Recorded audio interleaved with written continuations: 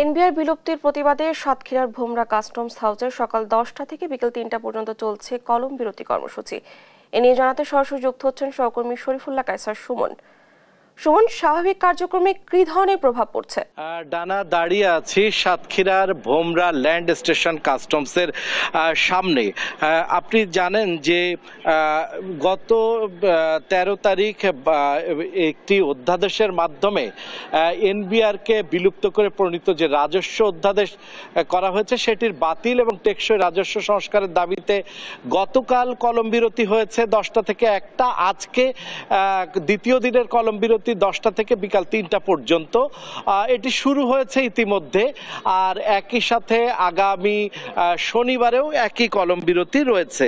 এটার প্রেক্ষিতে দেখা গিয়েছে যে আসলে এখানে কিন্তু যে স্বাভাবিক যে কার্যক্রম সেটি অনেকটাই কিন্তু থমকে দাঁড়িয়েছে। তাদের কথা হচ্ছে যে বিশেষ করে কাস্টমস কর্মকর্তা বা কর্মচারী তাদের কথা হচ্ছে যে এই অধ্যাদেশ বাংলাদেশের যে রাজস্ব আদায়ের বৃহত্তম এবং প্রধানতম প্রতিষ্ঠান এনবিআরকে আসলে প্রকারান্তরে ক্ষতিগ্রস্ত করা হয়েছে এবং এনবিআর আসলে যে মেরুদণ্ডটি সেই মেরুদণ্ডটি আসলে ধ্বংসপ্রাপ্ত করা হয়েছে। এই যে কর ক্যাডারদের যে কাজ সেই কাজটি আসলে অন্য কারো দিকে হাত দিয়ে সেটি সক্ষমতা হারাবে এবং একই সাথে সেই কাজটি হবে বলে মনে করছে না এখানকার এই যে রাজস্ব এবং কর কর্মকর্তারা।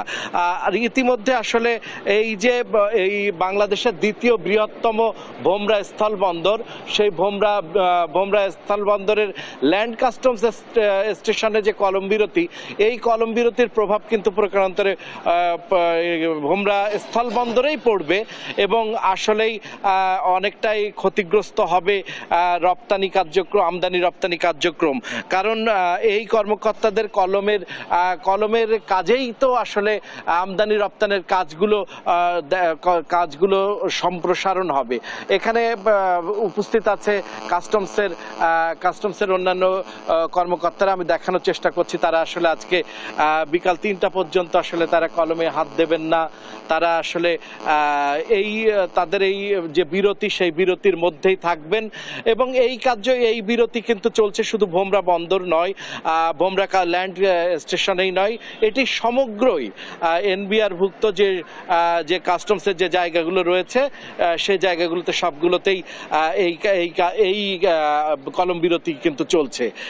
তারা এই কলম বিরতি চালিয়ে যাচ্ছেন, বিকাল 3টা পর্যন্ত চলবে এবং তাদের আর অন্যান্য কর্মসূচি যদি থাকে এবং অন্যান্য যদি কথা থাকে আমি আপনার মাধ্যমে আবারও জানাতে পারবো বলে আশা রাখছি। এই ছিল সর্বশেষ কলম বিরতির যে কর্মসূচি, তার ভোমরা থেকে এই ছিল।